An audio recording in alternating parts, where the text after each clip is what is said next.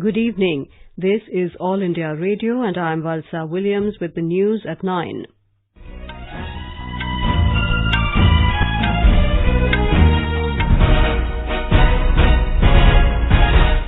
The headlines.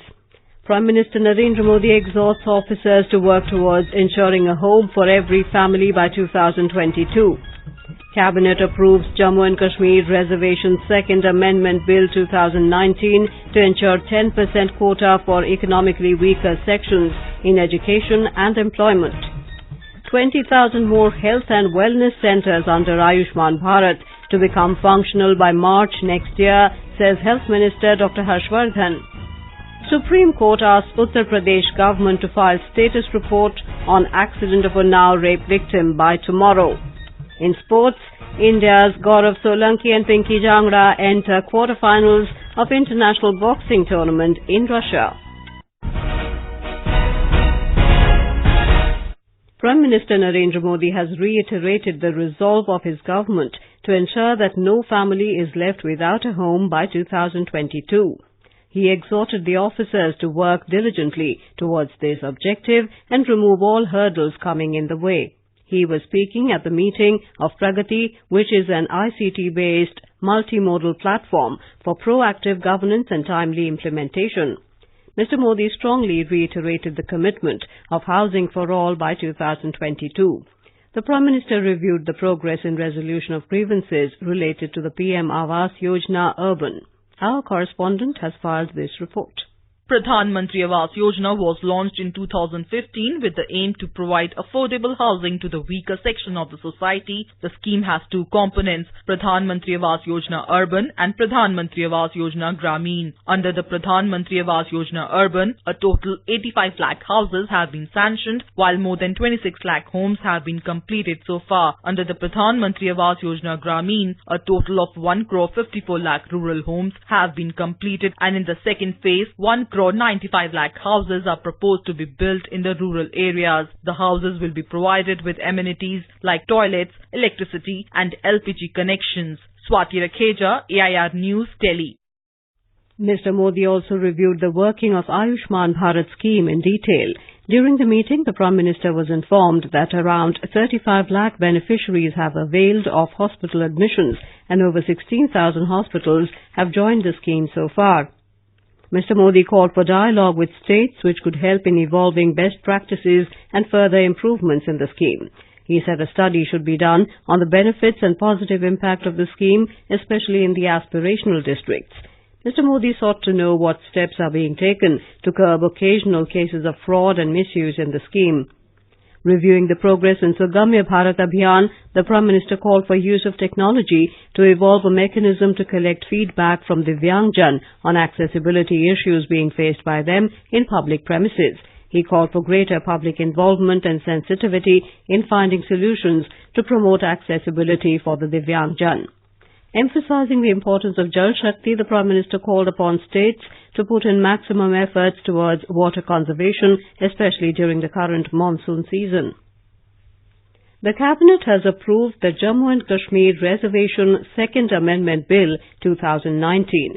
Briefing media, Information and Broadcasting Minister Prakash Javadekar said the bill will pave the way for extending the benefit of reservation of up to 10% for economically weaker sections in educational institutions and public employment alongside existing reservations.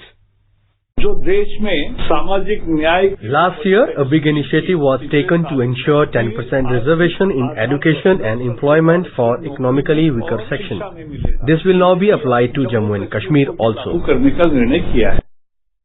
The Cabinet also accorded approval to the introduction of the Chit Funds Amendment Bill 2019 in Parliament. Mr. Javadekar said this will fulfill the objectives of reducing the regulatory or compliance burden of the registered chit funds industry as well as protecting the interest of the chit fund subscribers. The Cabinet also gave its nod to the setting up of ISRO Technical Liaison Unit ITLU at Moscow in Russia. The INB minister said the unit will collaborate with space agencies and industries in Russia and neighbouring countries for mutually synergetic outcomes. He said ITLU will also support the ongoing bilateral programs of cooperation in space technology and act on behalf of ISRO.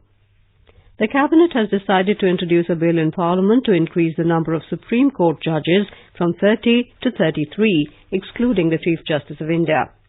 Mr. Javadekar said in 2016 the government had increased the number of High Court judges from 906 to 1,079. The Cabinet Committee on Economic Affairs today approved the proposal of the Department of Fertilizers for fixation of nutrient-based subsidy rates for phosphatic and potassic fertilizers for the year 2019-20. Mr. Prakash Javadekar said expected expenditure for the release of subsidy during 2019-20 will be 22,875 crore rupees. He said this will enable manufacturers and importers to formalize supply contracts for fertilizers and fertilizer inputs and make fertilizers available to farmers. The subsidy on sulfur has been increased to 350 rupees per 100 kilogram, which was earlier 277 rupees. Subsidy on nitrogen is 1800, on phosphorus is 1500, and on potash is 1100 rupees. It will make a total of 22,875 crore rupees subsidy, which will be provided to the farmers. This is All India Radio giving you the news. For quick news updates, follow us on Twitter at AIR News Alerts. Health Minister Dr. Vardhan has said that around 20,000 more health and wellness centres under Ayushman Bharat scheme will become functional by March next year. At present, around 20,000 such centres are functional in different parts of the country. Dr. Vardhan was replying in the Rajya Sabha today to a short-duration discussion on the need to ensure basic facilities and affordable treatment to cancer patients. He said the government has set a target of establishing 1.5 lakh such centres across the country by 2022. He said in such wellness centres, screening of non-communicable diseases like hypertension, diabetes, cardiovascular disease, oral and breast cancer is done free of cost. The Lok Sabha has passed the Interstate River Water Disputes Amendment Bill 2019 by a voice vote. The bill seeks to amend the Interstate River Water Disputes Act 1956 to streamline the adjudication of interstate water disputes. Under the bill, when a state puts in a request regarding any water dispute, the central government will set up a Disputes Resolution Committee, DRC, to resolve the dispute amicably. The DRC will comprise a chairperson and experts with at least 15 years of experience in relevant sectors, as well as one member from each state who are party to the dispute, to be nominated by the state government. The DRC will seek to resolve the dispute through negotiations within 1 year and submit its report to the central government. If a dispute cannot be settled by the DRC, the central government will refer it to the Interstate River Water Disputes Tribunal. Speaking on the bill, Jal Shakti Minister Gajendra Singh Shekhawat said the bill will help adjudicate disputes relating to waters of interstate rivers and river valleys at a faster pace. The minister said at present there is no time frame to adjudicate disputes and tribunals were extended indefinitely. He also clarified that the government has no intention of outsourcing data. Manish Tiwari of Congress opposed the bill, saying it is faulty. He said the centre has not consulted the states before bringing up this bill. Kalyan Banerjee of Trinamool Congress said states should have been consulted before bringing the bill. The Lok Sabha has passed the Public Premises Eviction of Unauthorized Occupants Amendment Bill. The legislation amends the Public Premises Eviction of Unauthorized Occupants Act 1971, which provides for eviction of unauthorized occupants from public premises in certain cases. The bill adds a provision laying down the procedure for eviction from a residential accommodation. If a person in unauthorized occupation of a residential accommodation challenges the eviction order passed by the estate officer in court, he will be required to pay damages for every month of such occupation. Moving the bill in the House, Housing and Urban Affairs Minister Hardeep Singh Puri said the amendments will facilitate smooth and speedy eviction of unauthorized occupants from government residences. The Rajya Sabha has passed the Motor Vehicles Amendment Bill 2019 with some amendments. The bill was passed with 108 members voting in favour of the bill and 13 against. The bill will again be sent to the Lok Sabha for approval as it was passed with amendments. The bill seeks to amend the Motor Vehicles Act 1988 to provide for road safety. Moving on, the Supreme Court today asked the Uttar Pradesh authorities to file a status report by tomorrow on the accident of the Unnao rape case victim.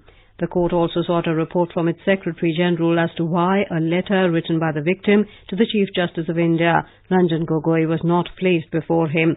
A bench headed by the CJI listed the matter for hearing tomorrow.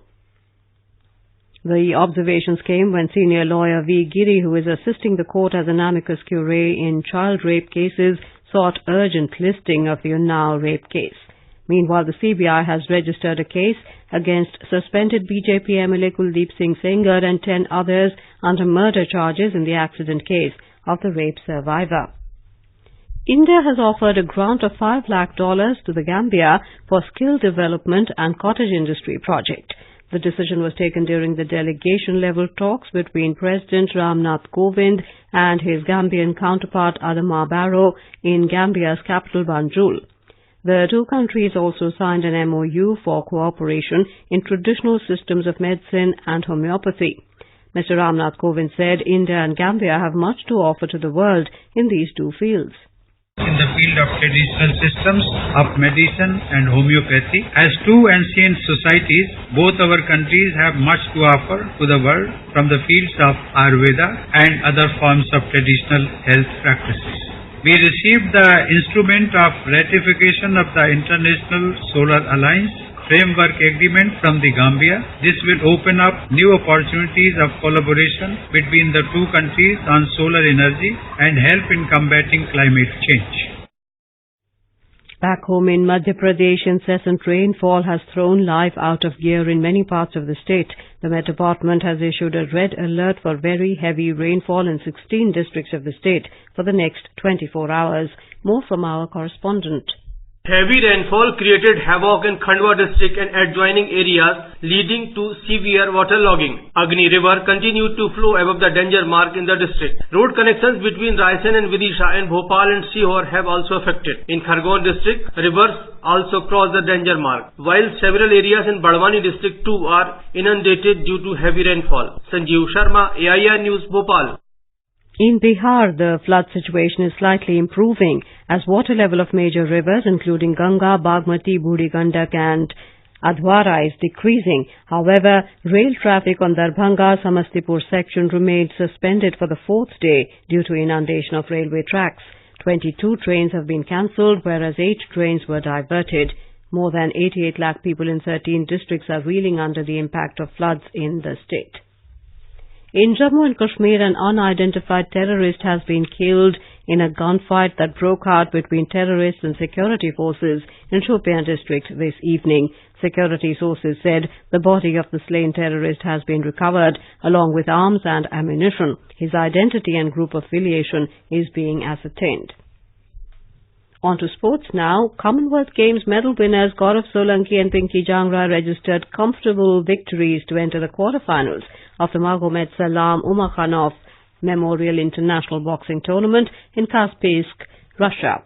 Solanki, who won a gold at the Gold Coast CWG last year, defeated Russia's Murad Rabadanov 5-0, while 2014 CWG bronze winner Jangra got the better of Belarus's Burem Yana by a similar margin. Also making the last 8 stage was Neeraj in the women's draw of the event, which is into its 21st edition this year. Neeraj, a gold medalist from this year's India Open, defeated Gerasimek Nyamsuren of Mongolia in a unanimous verdict. And now, before we end the bulletin, the headlines once again. Prime Minister Narendra Modi exhorts officers to work towards ensuring a home for every family by 2022. Cabinet approves Jammu and Kashmir Reservation's Second Amendment Bill 2019 to ensure 10% quota for economically weaker sections in education and employment. 20,000 more health and wellness centres under Ayushman Bharat to become functional by March next year, says Health Minister Dr. Vardhan. Supreme Court asks UP government to file status report on accident of Unnao rape victim by tomorrow. In sports, India's Gaurav, Solanki and Pinki Jangra enter quarterfinals of International Boxing Tournament in Russia. And that is all in the news at 9. Good night.